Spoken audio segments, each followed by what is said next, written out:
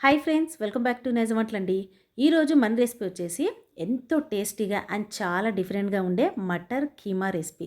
ఈ matar chicken keema recipe మాత్రం veg biryani, bagara రైస్లోకి మాత్రం అద్దిరిపోతుందండి.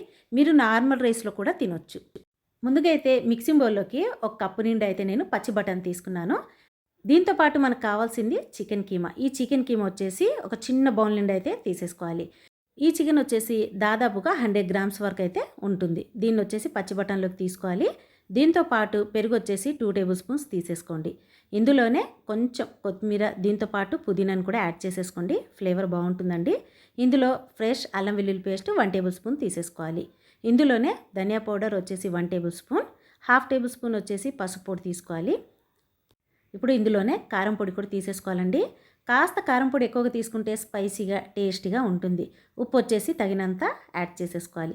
కసూరి మేతి కొంచెం ఇందులోకి కలుపుకోవాలి. ఇప్పుడు తీసుకున్న తర్వాత స్పూన్తో చక్కగా వీటి మొత్తాన్ని ఇందులో కలిసేటట్టుగా కలుపుకోవాలి. ఈ కర్రీ వచ్చేసి చాలా డిఫరెంట్గా ఉంటుందండి. టేస్ట్ కూడా తినే కొద్ది ఇంకా తినాలనిపిస్తుంది. అండ్ పలావ్, బిర్యానీలోకి ఎప్పుడు ఒకే రకమైన కర్రీస్ చేయకుండా ఇలా డిఫరెంట్గా ఒక్కసారి మీరు ట్రై చేయండి, మీకు ఖచ్చితంగా నచ్చుతుంది.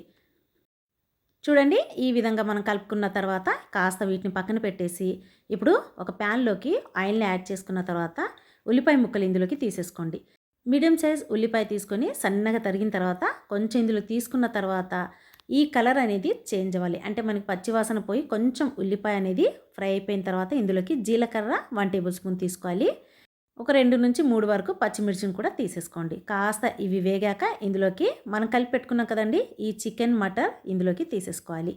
ఈ మటర్ కీమా వచ్చేసి నేనైతే చికెన్తో చేశాను కదా, మీకు కావాలనుకుంటే మటన్తో కూడా చేయొచ్చండి. మటన్తో చేసేటప్పుడు మాత్రం ఈ మటన్ కీమా ఉంటుంది కదా, దాన్ని అయితే ముందుగా కుక్కర్లో ఉడికించుకోండి.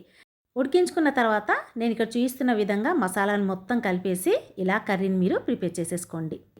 ఇప్పుడు ఇందులోకి ఈ చికెన్, మటర్ ఈ 2 కూడా ఉడకటానికి ఎంతైతే నీళ్లు సరిపోతాయో అన్ని నీళ్ళనైతే ఇందులో కలుపుకోండి. కలుపుకున్న తర్వాత మీడియం ఫ్లేమ్ మీద మంటని అడ్జస్ట్ చేసేస్తే ఈ విధంగా చక్కగా ఇది ఉడికిపోయిన తర్వాత ఆయిల్ మొత్తం దగ్గరగా వచ్చేస్తుందండి. ఎర్రగా పైకి వచ్చేసిన తర్వాత లో ఫ్లేమ్ మీద మంటని అడ్జస్ట్ చేసేయండి. మనం చికెన్తో కదా ప్రిపేర్ చేసింది కాబట్టి తొందరగా ఉడికిపోతుందండి. కీమా కాబట్టి ఇంకా తొందరగా అయిపోతుంది. ఒక 5 to 10 మినిట్స్లో ఈ కర్రీని ఈజీగా ప్రిపేర్ చేసేసుకోవచ్చు. టేస్ట్ మాత్రం అద్దిరిపోతుందండి. డిఫరెంట్గా కూడా ఉంటుంది.